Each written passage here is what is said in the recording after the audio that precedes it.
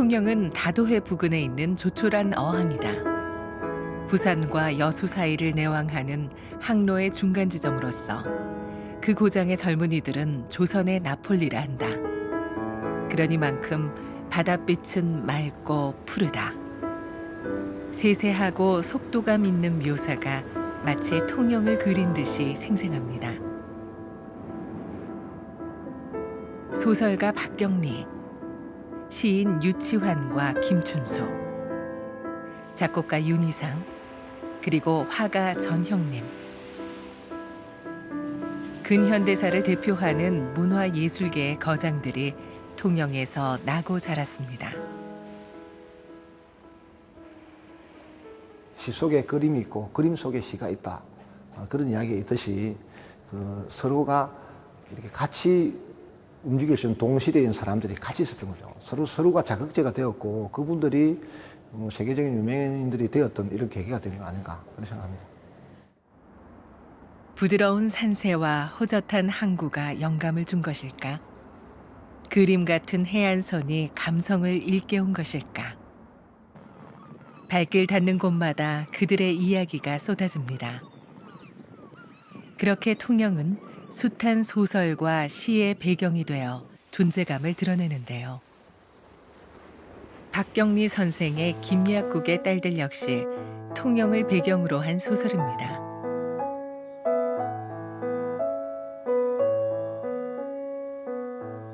둘째 딸인 용비는 오랫동안 사귀어온 홍섭과 이곳 세병관에서 만났습니다. 집안에서도 혼인 이야기가 오고 갔지만 웬일인지 두 사람의 표정은 밝지가 않습니다.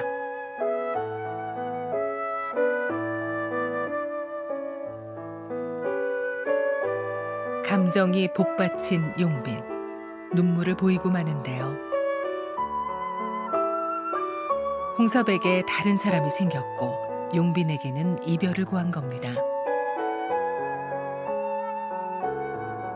연인에게 크게 상처받은 용빈의 마음은 쓰라리기만 합니다.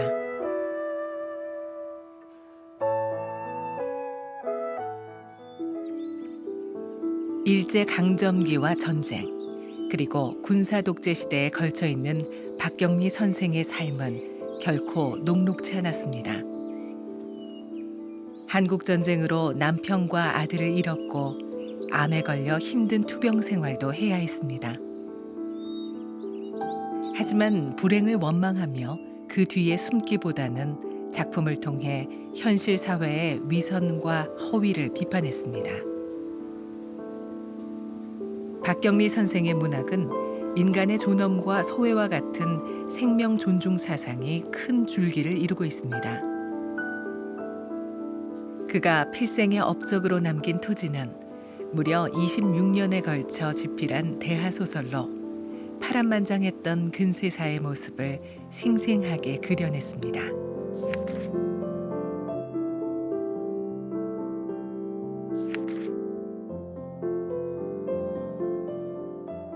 통영의 시대가 갑자기 급변하면서 많은 여성들의 윤리관이 좀 무너지게 되고 그러면서 이제 바다를 상대로 어장애비들이 불을 축적하면서 여러 가지 이렇게 금전을 쫓는 사회 풍토가 생기다 보니까 여성들의 윤리관이 무너지게 됩니다. 그 무너지는 윤리관에 대한 이야기를 하고 그 도를 넘치면 불행도 동시에 수반될 수 있다라는 어떤 그런 메시지를 전한 것 같아요.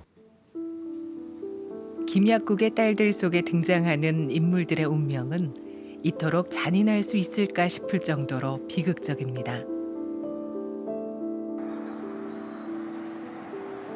셋째 딸 용란은 남편의 폭력을 견디지 못해 친정으로 도망오지만 엄마 한실댁은 매몰차게 돌려보냅니다. 가자! 죽으나 살아 가야지! 서문고개에서 실랑이를 하는 모녀. 용란은 자신을 돌려보내는 엄마가 원망스럽지만 거역할 수가 없습니다.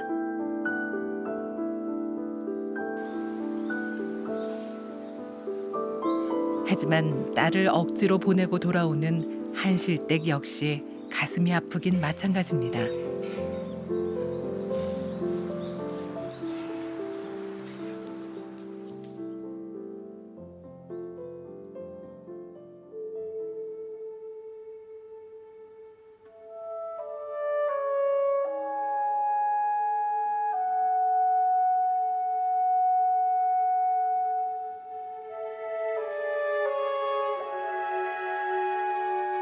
박경리 선생의 작품 속 삶의 배경이 된 통영은 그의 고향인 동시에 영원한 안식처가 됐습니다.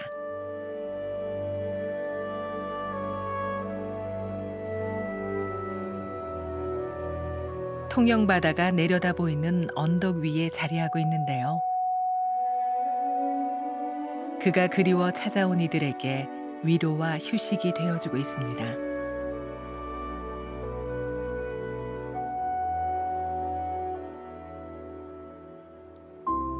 통영은 조선 후기 경상과 전라, 충청의 수군을 통제하는 삼도 수군 통제사의 기지이기도 했는데요. 초대 통제사였던 이순신 장군은 지역민들 가슴에 깊이 새겨져 있는 자부심이기도 합니다. 삼도 수군 통제사의 관청인 세병관은 이순신 장군의 공을 기리기 위해 처음 만들어졌습니다. 세병관이라는 이름은 하늘의 은하수를 가져다 피 묻은 무기를 닦는다는 뜻입니다. 전쟁이라는 어두운 시대를 지나면서도 평화를 꿈꿨던 예술의 도시 통영을 대변하고 있습니다. 세병관 기둥은 마치 군대의 행렬처럼 정연하게 배열돼 있는데요. 단순하면서도 절도 있는 강한 힘이 느껴지는 듯합니다.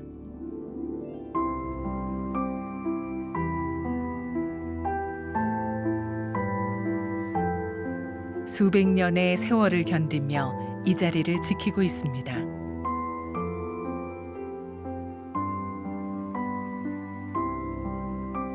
해군 총사령부에 해당하는 삼도 수군 통제사. 팔도의 물산과 장인들이 몰려들며 군사도시로 성장한 통영의 역사가 보이는 듯합니다. 이순신 장군은 통영에 예술과 창작혼을 불어넣은 장본인이기도 한데요. 박경리 선생이 그 이유를 직접 설명해 줬습니다. 이순신은 덕장이면서 예술가다.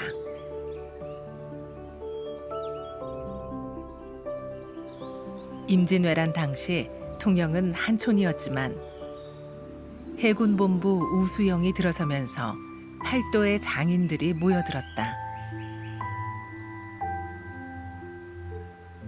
통영은 기후, 먹거리, 풍광이 아름다워 각지에서 모여든 사람들이 눌러앉아 소목장, 입자장, 선지장, 주석장이 되었다. 이들이 통영 예술의 토양이었다. 그렇게 조선 최고의 장인들이 통영에 모여 12공방이 생겼고 이곳에서 만든 공예품은 하나같이 수준 높고 질이 좋아 최상품으로 통했습니다. 흥선대원군은 직접 통영까지 사람을 보내 통영갓을 구하려고 했고 사대문 안에는 가짜 통영 소반을 파는 행상이 있었을 정도였습니다. 통영은 그 이름만으로 사람들의 마음을 사로잡았습니다. 여황산 기슭에는 충렬사가 자리하고 있습니다. 1606년에 지어진 이곳은 통제영이 해체될 때까지 무려 290여 년간 봄과 가을에 제사를 지내왔습니다. 충렬사 주위의 나무들은 유난히 꽃이 붉고 탐스럽게 피어서 마을 처자들이 꽃잎 띄우기를 즐겨 했다는 전설이 있습니다.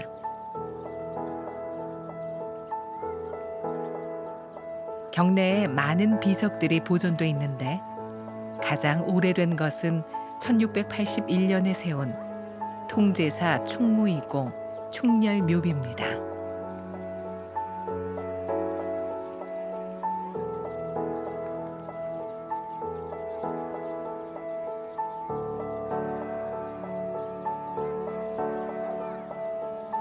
이순신 장군의 영정이 모셔져 있는 본관인데요.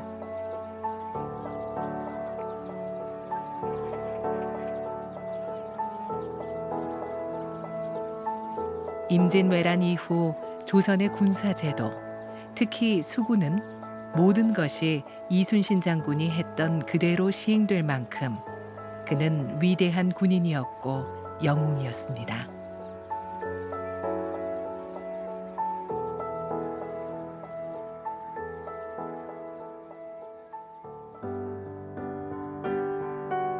느티나무, 오동나무, 버드나무, 약 20여 종의 목재를 사용하는 소목장.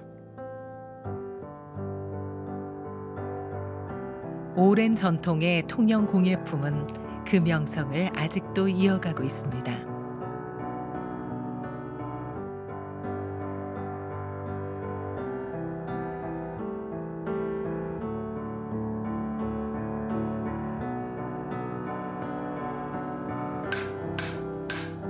나무의 결과 무늬를 잘 살펴서 쓰임에 맞게 다듬고 적재적소에 배치해야 합니다.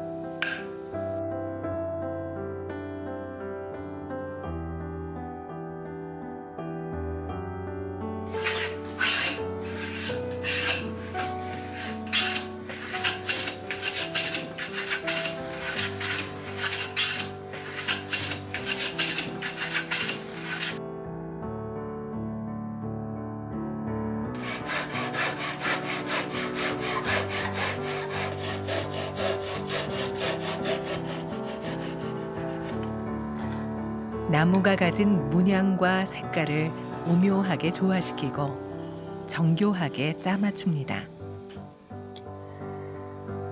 목재의 결점을 보완하고 대칭과 대비, 비례감도 살려야 합니다. 까다롭고 복잡한 여러 단계의 공정을 거치다 보니 1년 내내 매달려 작업해도 몇 점 못 만든다고 합니다. 소목가루는 못을 안 주고 저기 연기법 하거든. 연기로 맞춰하고 사기법 쓰면 이리 서로가 물고 있기 때문에 절대 세월이 가도 삐나가고 버리지고 그래 안 해. 서로 물고 있기 때문에 악의로 해가지고 딱 사기를 할 적에 딱 풀칠하고 하기 때문에 버리지고 그런 게 없어요. 평생 100년을 넘어가요. 우리 것에 대한 애정과 민족 고유의 감수성, 그리고 현대적 시각을 더해 세상에 하나뿐인 작품을 만들어냅니다. 단아한 멋과 기품을 느낄 수 있습니다.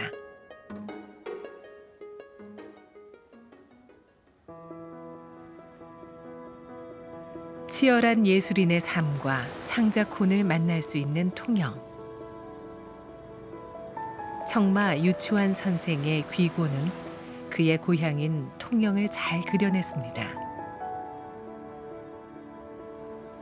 양지 바른 뒷산 푸른 송백을 끼고 남쪽으로 트인 하늘은 깃발처럼 다정하고 낯설은 신장로 옆대기를 돌아가니 내가 트던 돌다리와 집들.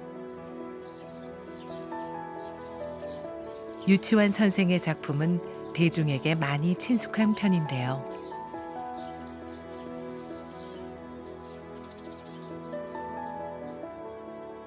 소리 없는 아우성이라는 구절로 잘 알려진 깃발이라는 작품은 이상 세계에 대한 향수와 좌절을 잘 표현하고 있습니다.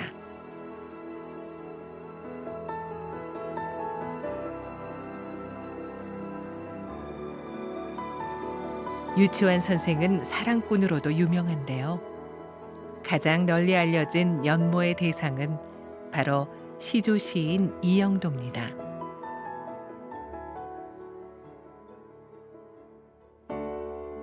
그는 통영의 한 학교에서 가정교사로 근무했던 이영도 시인에게 한눈에 반했습니다. 그래서 무려 20여 년 동안 연애 편지를 써서 보냈다고 합니다.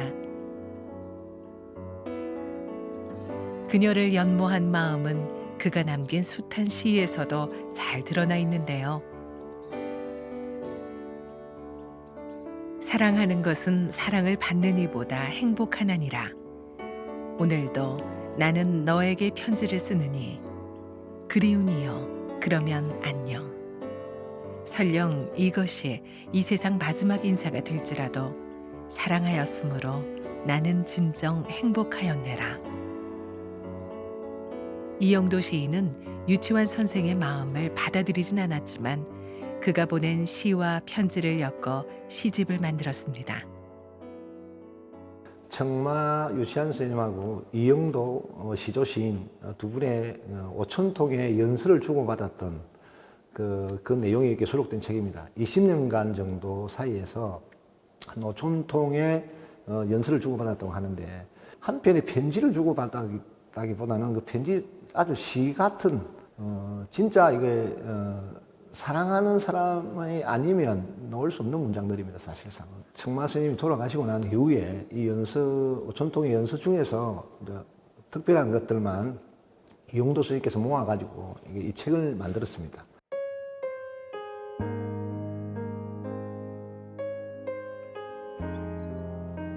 통영에서 활동한 문학인의 발자취는 오늘을 사는 우리에게도 적지 않은 영향을 미칩니다. 통영을 대표하는 문화예술인의 작품과 흔적들이 한 곳에 모여 있습니다.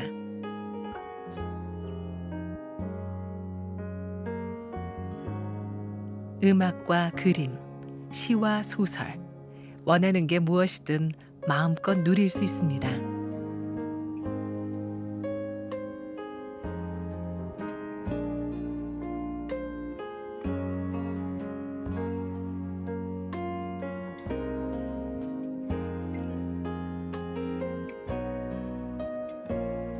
이리저리 다니다 보면 내가 만나고 싶었던 작가를 직접 만날 수 있을 것만 같은 기분도 듭니다.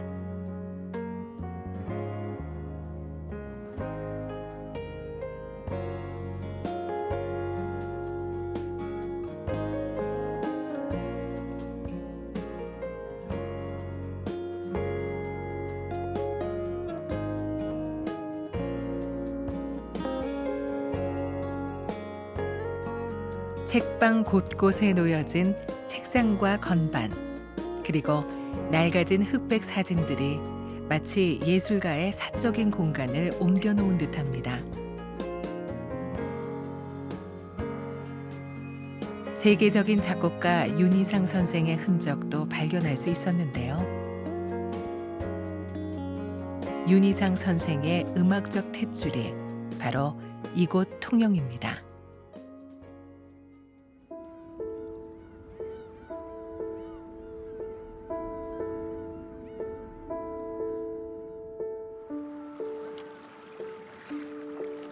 윤희상 선생은 통영의 파도 소리와 초목의 바람 소리를 악보로 그려냈습니다.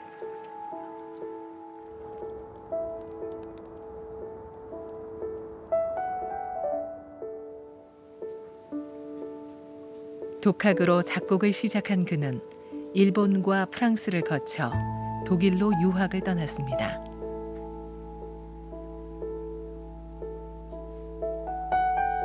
(1959년) 베를린 음대를 졸업하면서 만든 작품 피아노를 위한 5개의 소품과 7악기를 위한 음악이 호평을 받으며 실력을 인정받았습니다.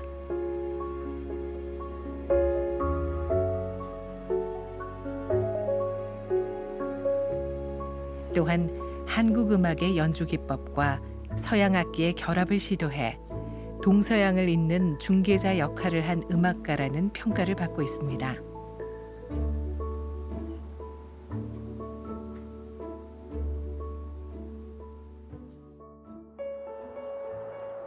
그는 오페라를 비롯해 관현악곡, 실내악곡 등 모두 150여 편의 작품을 남겼는데 실내악곡 이미지는 북한에서 보고 온 고구려의 사신도에서 영감을 얻어 만든 작품입니다.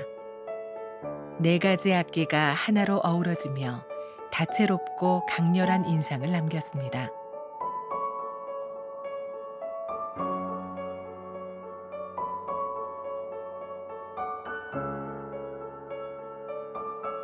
세계적인 명성을 이어간 윤희상 선생은 1970년 킬 문화상을 수상했고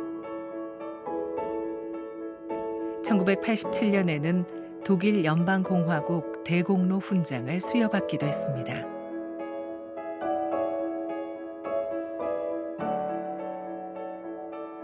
지금도 그를 기리는 기념공원에는 윤희상 선생이 직접 적은 악보와 그가 사용했던 바이올린, 다수의 유품을 볼 수 있습니다.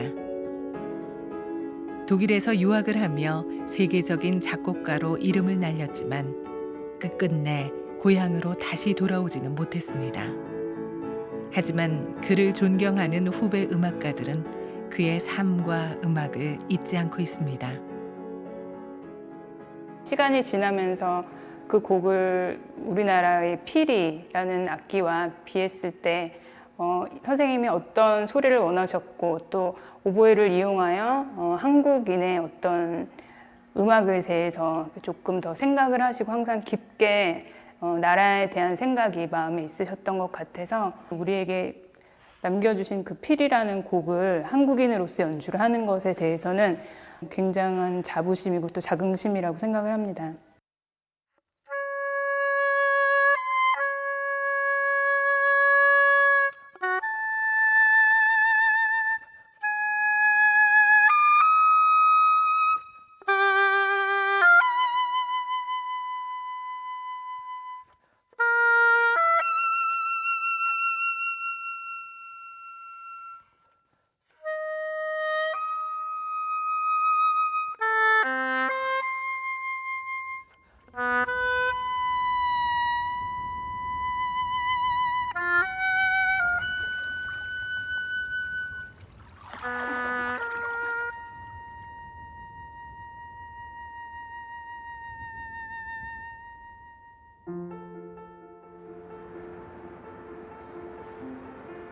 통영을 사랑한 또 한 명의 예술가, 바로 김춘수 시인인데요.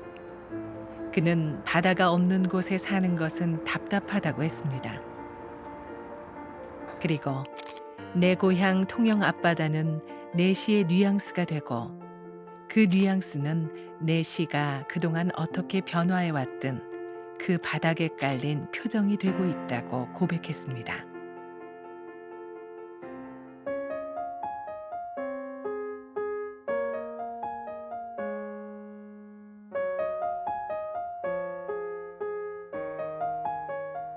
수많은 그의 작품들 속 꽃이 눈에 띕니다. 내가 그의 이름을 불러주기 전에는 그는 다만 하나의 몸짓에 지나지 않았다. 내가 그의 이름을 불러주었을 때 그는 나에게로 와서 꽃이 되었다. 예술인의 치열한 삶, 그리고 창작호는 미술관에서도 찾아볼 수 있습니다. 색채의 마술사로 불린 전형림 화백의 작품이 여기 있습니다. 마치 하나의 그림을 보는 것처럼 독특한 색감입니다. 초기에 민화적인 요소와 중기에 또 청색이라는 강렬한 원색적인 색조, 그것도 말년에 오방색을 다 포함한 작품들이 자연스럽게 한 덩어리로 이루어진다고 보시면 좋을 것 같습니다. 전형림 화백은 황토색 짙은 통영을 화폭에 담았습니다. 그는 시시각각 바뀌는 통영 앞바다의 풍부한 색채를 화폭으로 옮기는 데 평생을 바쳤습니다. 그리고 지금은 그의 아들이 아버지의 자리를 대신하고 있는데요.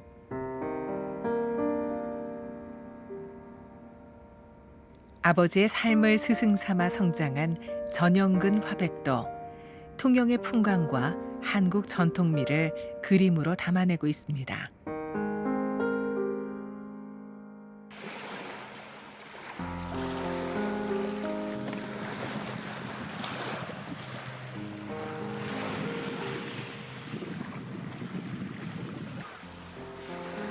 전영근 화백은 아버지와는 또 다른 작품 세계를 구축했습니다. 통영을 자신만의 독창적인 화법으로 풀어내고 있는데요.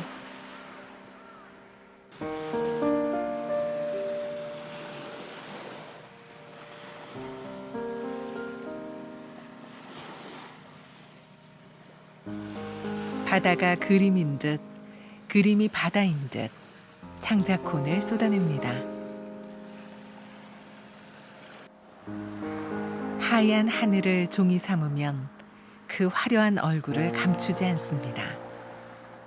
푸른 바다에 귀 기울이면 잔잔한 물결이 악보를 그립니다.